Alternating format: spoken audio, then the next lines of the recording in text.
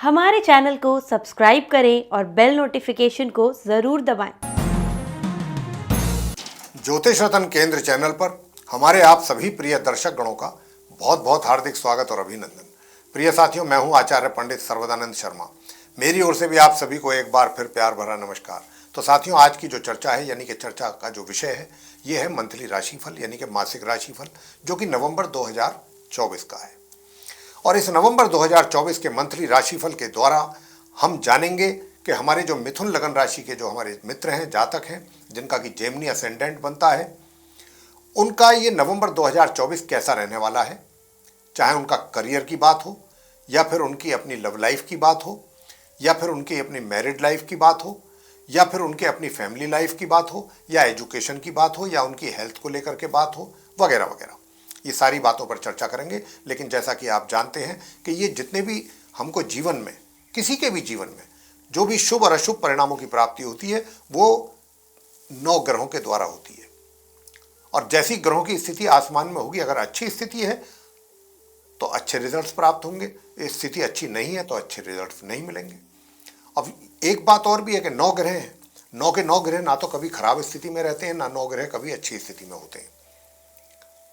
तो कई बार मिले जुले परिणामों की भी प्राप्ति होती है, या किसी क्षेत्र में अच्छे परिणाम प्राप्त होते हैं, किसी में नहीं होते हैं, ऐसी भी बात होती है।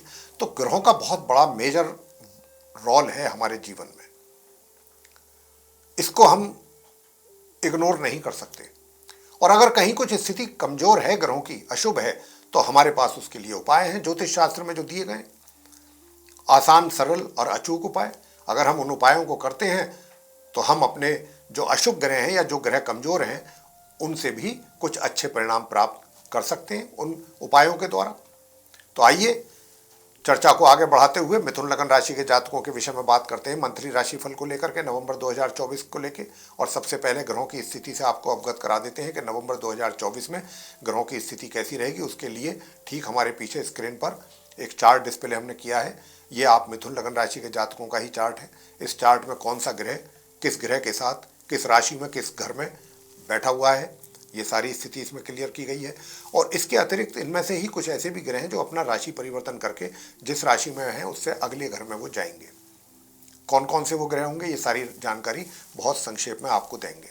सबसे पहले बात कर लेते हैं मिथुन लगन राशि के जो हमारे जातक हैं। सबसे पहले जहाँ पर सूर्य विराजमान है, जहाँ 7 नंबर लिखा है। 7 नंबर का मतलब है तुला राशि, और ये पंचम भाव, 5th हाउस है। और तुला राशि सूर्य देव अपनी शत्रु राशि में बैठे हैं और उनकी ये नीच राशि भी है। तो जब सूर्य तुला राशि में आते हैं, नीच अवस्था में आ जाते हैं, ये उनकी सबसे एक तरीके से अशुभ स्थिति कही जा सकती है सूर्य देव की।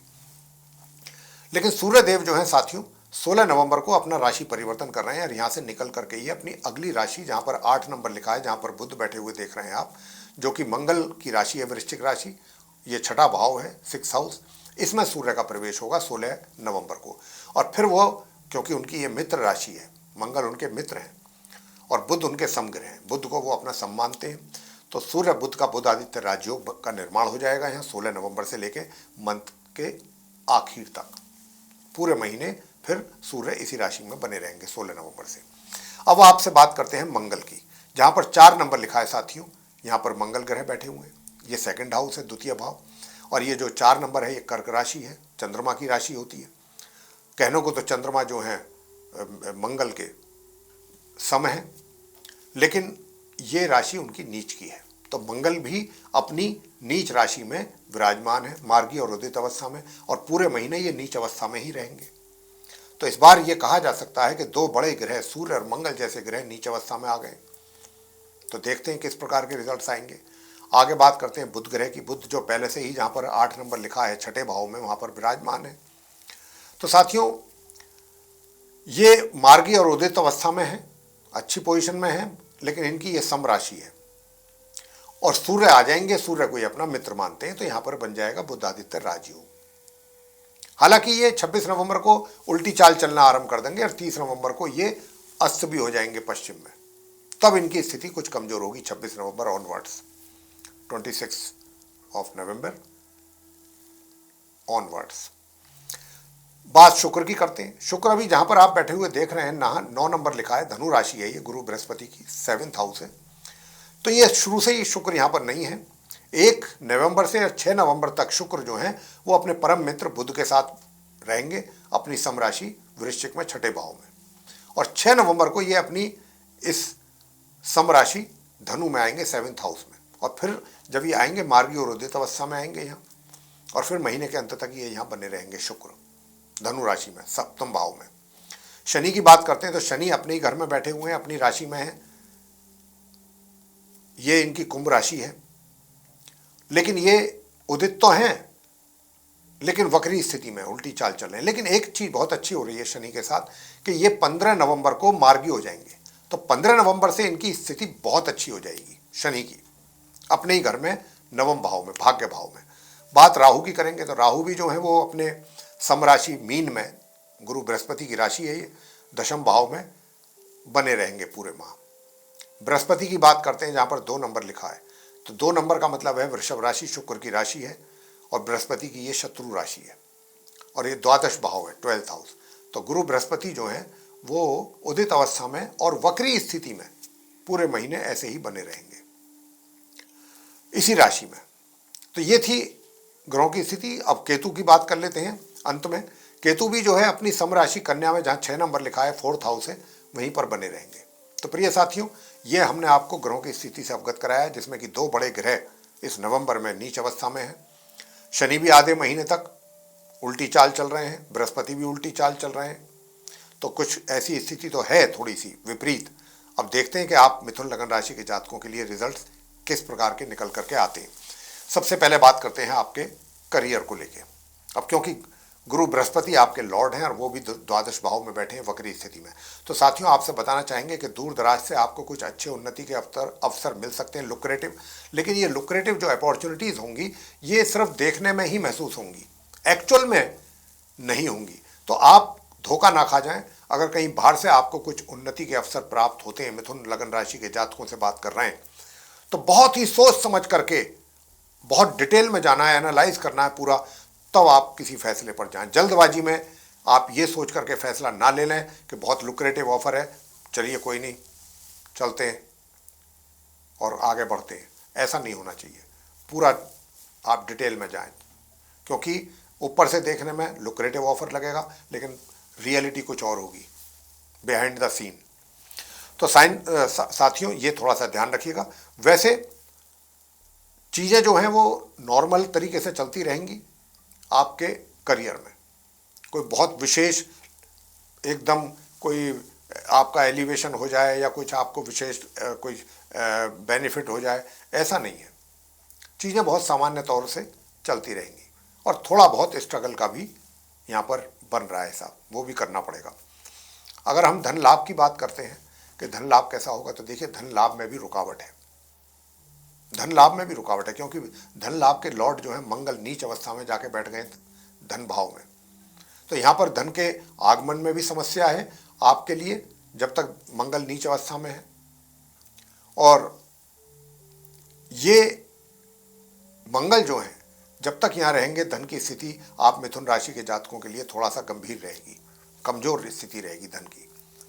और कहीं पर भी अपना पैसा इन्वेस्ट बहुत सोच समझ के करें, अन्यथा आपको बहुत नुकसान उठाना पड़ सकता है मिथुन राशि के जातकों को, मिथुन लगन राशि के जातकों को। और घर परिवार के सदस्यों के साथ भी प्रॉपर्टी आदि को लेकर के, जमीन जायदाद को लेकर के कुछ झगड़े फसाद की भी संभावना, यहाँ पर वाद विवाद की भी संभावना बनती नजर आ रही है। हालांकि घर के बड़े बुजुर्ग जो हैं वे तो आपके साथ उनका तो अच्छा रहेगा तालमेल। सुख सुविधाओं की भी अगर बात करें तो सुख सुविधाएं भी का भी कोई बहुत ज़्यादा विशेष लाभ आप उठा पाएंगे ऐसी संभावना नहीं है। नॉर्मल जो होती हैं सुख सुविधाएं वही, उन्हीं का लाभ आप ले सकेंगे। साथियों मैं अब आपसे बताना चाहता हूं कि प्रेम संबंधों को लेकर के कैसा रहेगा ये महीना आपके लिए। तो जहां तक प्रेम संबंधों की बात है, प्रेम संबंधों को लेकर के भी कोई बहुत यहाँ पर कोई प्रोग्रेस होती हुई मुझे नज़र नहीं आ रही। चीज़ें जो हैं वो बस थोड़ा ठीक ठीक रहेंगी, कोई बहुत ज़्यादा ऐसा नहीं है। या तो हो सकता है कि आपका अपने मित्र के साथ मिलना ही ना हो, या फिर ये हो सकता है कि मिलना हो तो उनकी तरफ से कुछ ऐसा उनका एटीट्यूड आपको देखने में मिले या कुछ ऐसा बिहेवियर देखने को मिले जिससे आपका उनसे बात करने का दिल ना करे और आप खुद ही दूरी बना लें, तो कुछ ऐसे इस प्रकार की संभावनाएं कुछ ज़्यादा लग रही हैं। कहीं ना कहीं आपके अंदर अपने अंदर भी इन्फीरियरिटी कॉम्प्लेक्स रह सकता है,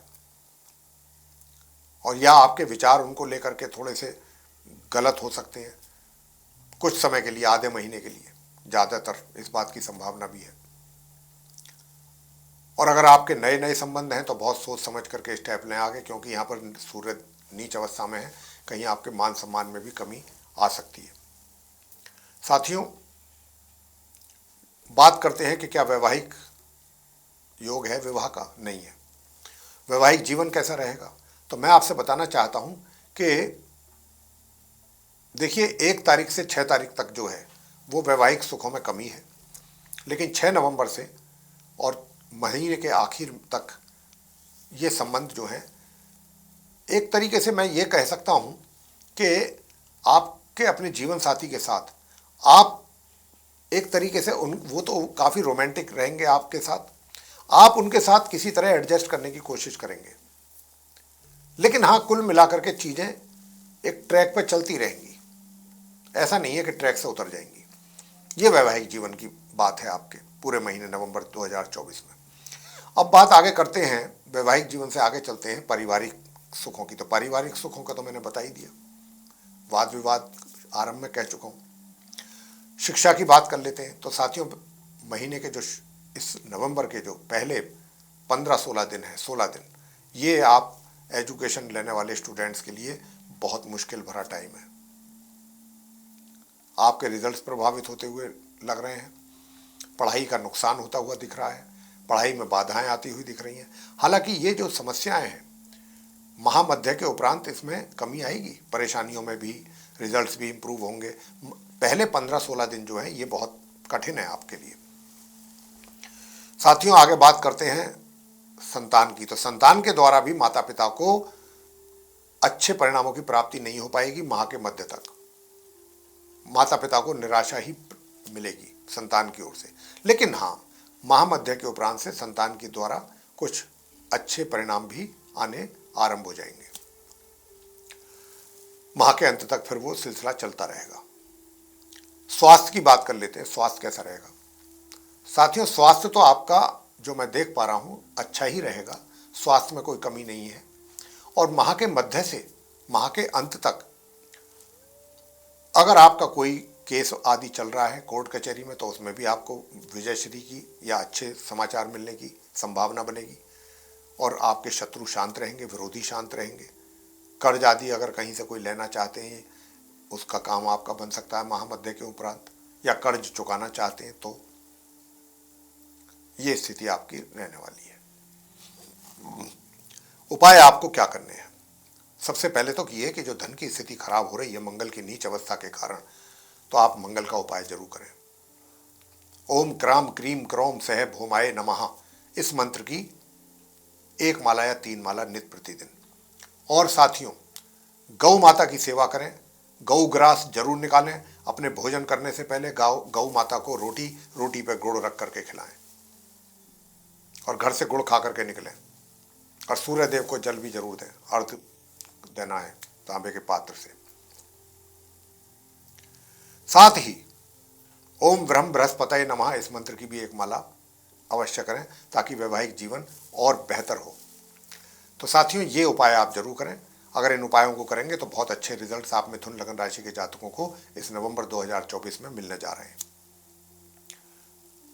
तो साथियों, ये था आप मिथुन लग्न राशि के जातकों का मंथली राशिफल नवंबर 2024 का। यदि आपको ये पसंद आया है चर्चा, ये वीडियो, तो आप इसको लाइक करें और चैनल को भी सब्सक्राइब करना ना भूलें। अधिक से अधिक मात्रा में यदि आप इस वीडियो को दूसरे लोगों के साथ शेयर करते हैं, तो फिर वो भी इस जानकारी का लाभ ले सकेंगे। और यदि आप चाहते हैं आने वाले दिनों में जो भी वीडियोस हमारे एस्ट्रोलॉजी के टॉपिक पर बनते हैं, वे सभी वीडियोस समय रहते विद नोटिफिकेशंस आप तक पहुंच जाएं और आप उन सभी वीडियोस का लाभ ले सकें, तो फिर आप बिना देर किए बेल आइकन जरूर प्रेस कर दीजिए। साथियों, इसी के साथ अब हम अपने कार्यक्रम का समापन करेंगे और अपने आप सभी प्रिय दर्शक गणों से लेंगे इजाज़त। आप सभी का सहृदय बहुत बहुत धन्यवाद। जय माता दी।